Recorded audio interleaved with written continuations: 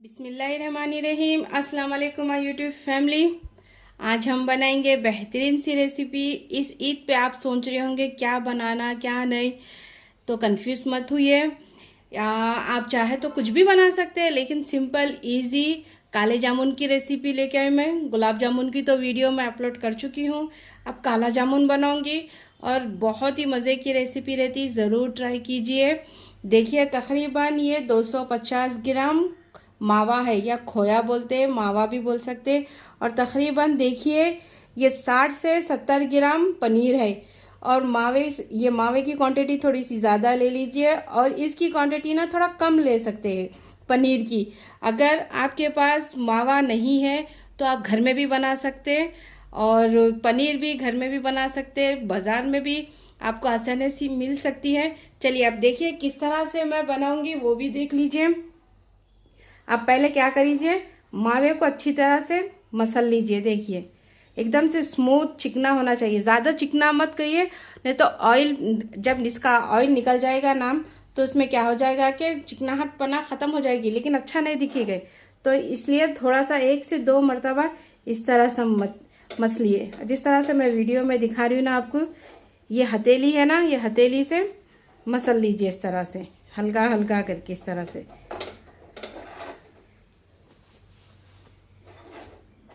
देखिए इस तरह से, इससे करने से क्या होगा कि ये इसमें कुछ भी लम्स गुठली नहीं रहेगी। तो ये बात का ध्यान रखिए, इस तरह से ही करते जाइए जिस तरह से मैं बता रही हूँ। 1 से 2 मरतबा कर लिए तो काफ़ी है। देखिए मैं अच्छी तरह से इसको मसल के ला चुकी हूँ, और एक बॉल बना के अब इसको साइड में रख दीजिए। अब लीजिए एक ग्रेटर, अब इससे क्या करिए, पनीर को ग्रेट कर लीजिए, या हाथ की मदद से भी आप क्रश कर सकते हैं। लेकिन ग्रेट करने से क्या होगा कि इसमें जल्दी से लम्स ख़त्म हो जाएंगे, ज़्यादा लम्स नहीं बनेंगे, तो इसलिए ग्रेट करना ज़रूरी है, कर लीजिए। और मावे को ना आप क्या करिए मालूम, जब काला जामुन बना रहे ना, तो हरियाली मावा लीजिए। आप जहाँ से भी ले रहे ना, तो मावे वाले को बोलीजिए हरियाली मावा दीजिए काले जामुन के लिए, तो उन्हें समझ के आपको वही मावा देगा। इससे क्या होगा कि इससे टेस्ट बढ़ जाएगा, एक डबल हो जाएगा।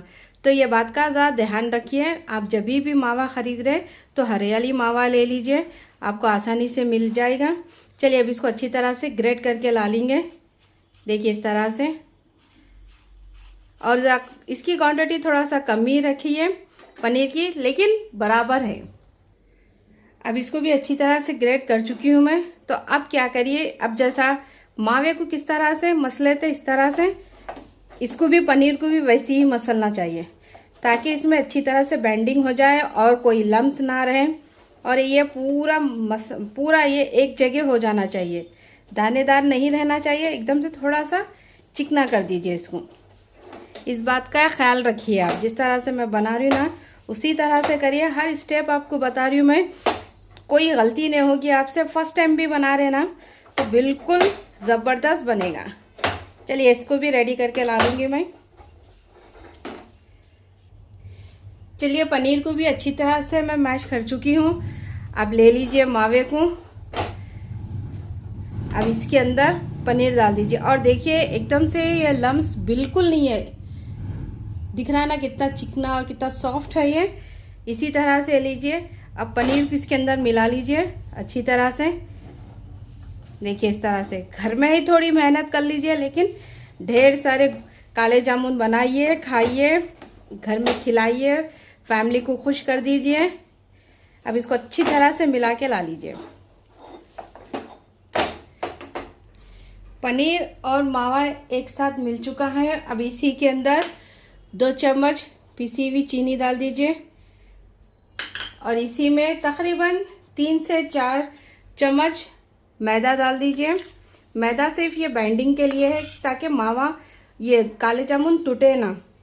अगर ये देखिए आपके पनीर के ऊपर, मावे के ऊपर है कितना पनीर सोक करता है मैदा या ये मावा भी। अब इसमें 1/4 चम्मच बेकिंग पाउडर डाल दीजिए।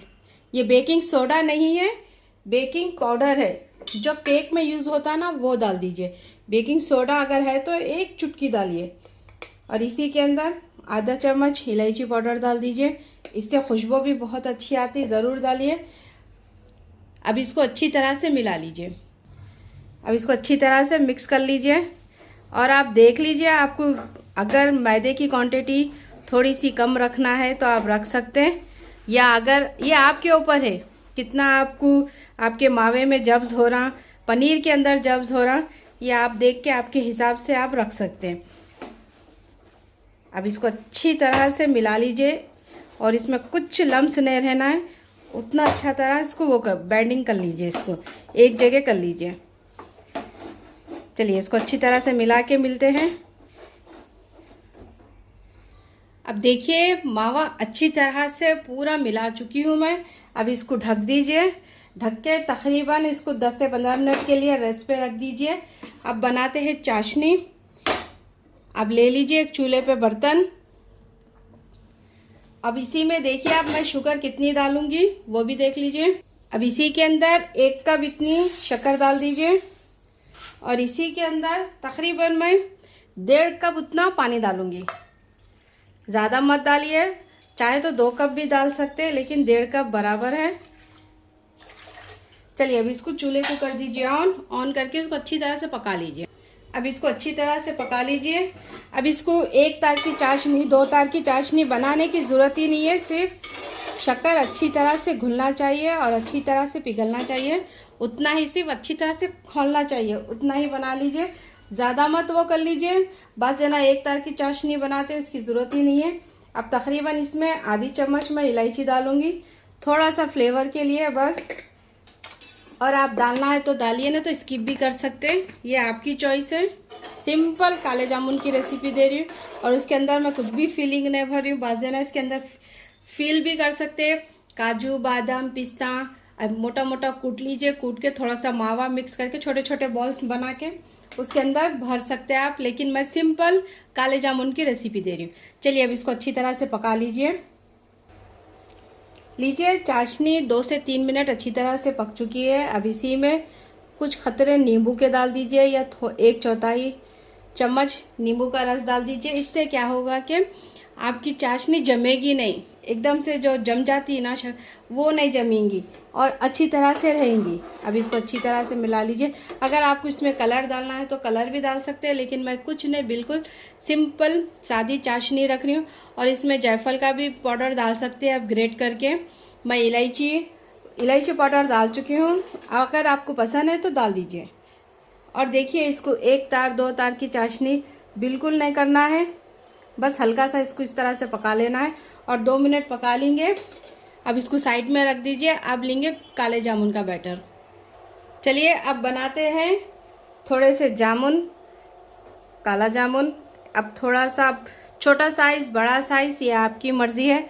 एकदम से चिकना बॉल हथेली में बीच में रख दीजिए, थोड़ा सा प्रेशर देते हुए देखिए इस तरह से, जिस तरह से वीडियो में देख रहे हैं ना, और बिल्कुल भी क्रैक नहीं आना चाहिए, एकदम से चिकना और स्मूथ बॉल बनना चाहिए।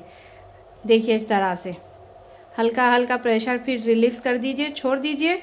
छोड़ के देखिए इसमें कहीं से भी आपको क्रैक दिख रहा तो बताइए मेरे को।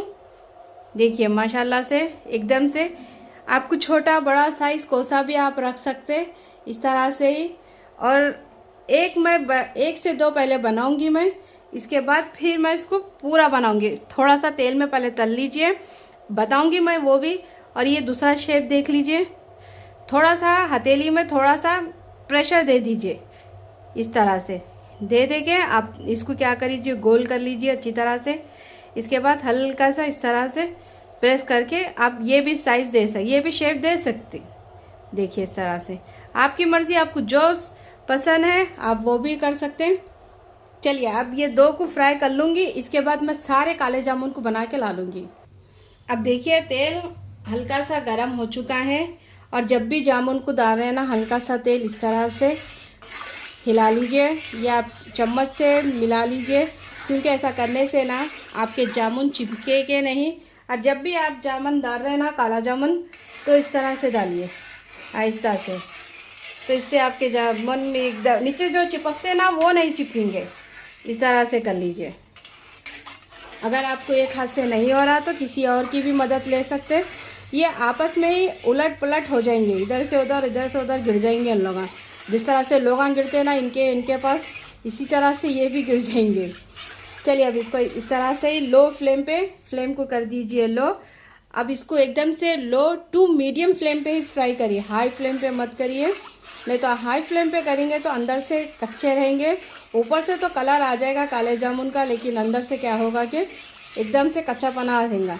देखिए डालते कि मेरे जामुन नहीं फटे ये, तो इसका मतलब बैटर पूरा परफेक्ट बने में। अगर आप देखिए बाद से क्या हो जाता है कि तेल में डालते कि ही चिपक भी जाते हैं और बैटर भी फट जाता, पूरा बाहर आ जाता, सब फैल जाता, तो उससे क्या होता है कि कुछ कमी रह जाती है। लेकिन मेरे पास कुछ भी कमी नहीं है, अल्हम्दुलिल्लाह अच्छा बना है। अब इसको अच्छी तरह से फ्राई करके ला लूँगी मैं। इसके बाद सारे काले जामुन को बना के रेडी कर लूँगी। देखिए और कलर भी पूरा एक तरफ से नहीं, पूरा फैल के अच्छी तरह से कलर आ जाएगा।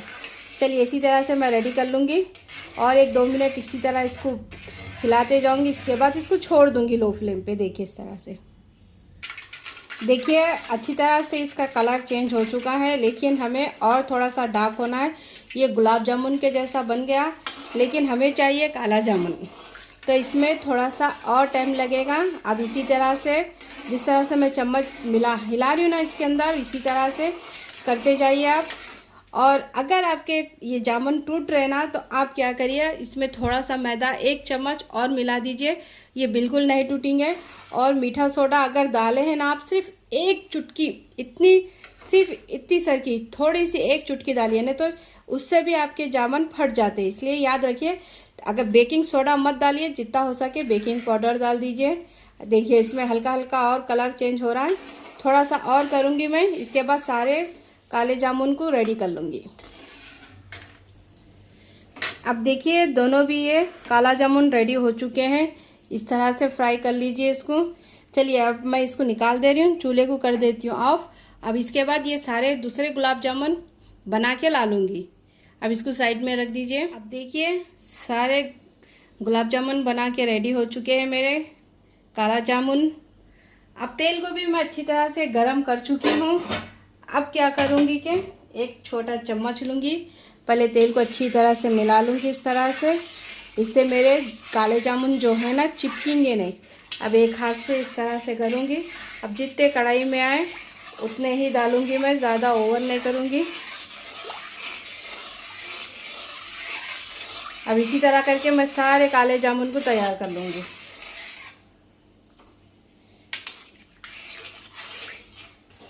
अब देखिए सारे काले जामुन फ्राई हो चुके हैं। अब मैं क्या करूँगी, इसको फ्राई हो चुके हैं, अब कुनकुनी चाशनी में अब इसको तुरंत ही निकाल के इसके अंदर डाल दूँगी मैं। और इसको रखूँगी नहीं बाजुक साइड में, कुछ नहीं करूँगी, बस ये फ्राई हो चुके हैं तो इसको निकाल लूँगी। निकाल के अब चाशनी में डाल लूँगी। चाशनी में जब भी डालते हैं ना आप, थोड़ी सी कुनकुनी रहना चाहिए, ताकि आपकी उंगली इस तरह से डीप करे तो थोड़ी सी गर्माहट बर्दाश्त करने की सलाहियत होना चाहिए। तो जब भी आप ये चाशनी में डाल दीजिए। अगर चाशनी ठंडी है तो हल्का सा गरम कर लीजिए, हल्का सा लाइट सा, बस आपकी उंगली कितना आपकी बर्दाश्त कर सकती है या नहीं कर सकती, बस उतनी तरह से। चलिए अब इसको गरम गरम चाशनी में डाल देंगे। अब देखिए तुरंत ही मैं इसको चाशनी में डाल दूंगी, इस तरह से ही निकाल लूँगी, साइड से निकाल के ही चाशनी के अंदर डाल दूँगी। इससे क्या होगा कि इससे अच्छी तरह से भी ये शुगर पूरा जब्स हो जाएगा। चलिए इसको तकरीबन 1 आधे घंटे के लिए ढक के रख दीजिए। इसके बाद मैं आपको सर्व करके बताऊंगी। इस तरह से मिला लीजिए पहले, और ये अच्छी तरह से सर्व पूरा सोक कर लेंगे, पी लेंगे। इसके बाद इसको मैं अच्छी तरह से निकाल लूँगी, ढक के इसको अच्छी तरह से रख दीजिए। अब देखिए बाकी के भी सारे काले जामुन को फ्राई कर लूँगी मैं, इसके बाद ही सर्व करके आपको बताऊंगी। और तकरीबन इस बैटर से ना मेरे को 25 गुलाब जामुन बने। देखिए घर में ही कितना अच्छा फ़ायदा है ना बनाने का। आसानी से बना लीजिए, आसानी से कर लीजिए, सिर्फ थोड़ी सी मेहनत लगेगी आपकी, लेकिन परफेक्ट बहुत ही अच्छे बनेंगे। चलिए अब इस तरह से सारे तल लेके इसके बाद सर्व करके बताऊंगी। लीजिए, माशाल्लाह से बेहतरीन से काले जामुन रेडी हो चुके हैं। ईद पे ज़रूर बनाइए, अपनी फैमिली को खिलाइए और मज़ेदार रेसिपी है, सिंपल, कम खर्चे में। देखिए इतने सारे आप बाज़ार से लाएंगे लेकिन इतने टेस्टी नहीं बनेंगे। जिस तरह से आप घर में बनाएंगे ना, माशाल्लाह उतने ही अच्छे, जायकेदार, बहुत ही मज़ेदार बनेंगे। आप ईद पे बनाइए, मुझे याद कीजिए दुआओं में, और मेरे चैनल को प्लीज़ साथ ही सब्सक्राइब भी कीजिए, लाइक भी कीजिए, मेरी रेसिपी को शेयर कीजिए ज़्यादा से ज़्यादा। कोई और भी रेसिपी सीखना है तो कमेंट्स कीजिए, इंशाल्लाह मैं ज़रूर आपको बनाना सिखाऊंगी। और ईद पे आप ज़रूर आपकी औलाद के लिए दुआ कीजिए, 8, 9, 10 को ख़ास तौर पे, नेक नसीबे के लिए, नेक औलाद के लिए जो हमल से हैं। और अच्छी इबादत कीजिए, जितना हो सके कसरत से दुरूद पढ़िए और कसरत से तकबीर करिए। हज की तकबीर जो आपको याद होंगी, अल्लाहु अकबर, वो ज़रूर पढ़िए हज के दिन। बुलंद आवाज़ में पढ़िए, बुलंद आवाज़ में लगाइए, आपके घर में खैर व बरकत आएगी। और इंशाल्लाह अल्लाह ताला दुआ करती हूँ कि हर एक बच्ची का नेक नसीबा अच्छे से अच्छे लिखे जाए और अच्छा से अच्छा मिले उनको शौहर। और इंशाल्लाह और अच्छे अच्छे रेसिपियाँ लेके आती हूँ, चलती हूँ। दुआओं में याद रखिए। अल्लाह हाफिज़। बहुत लंबी वीडियो हो चुकी है, माफ़ी चाहती हूँ। खुदा हाफिज़।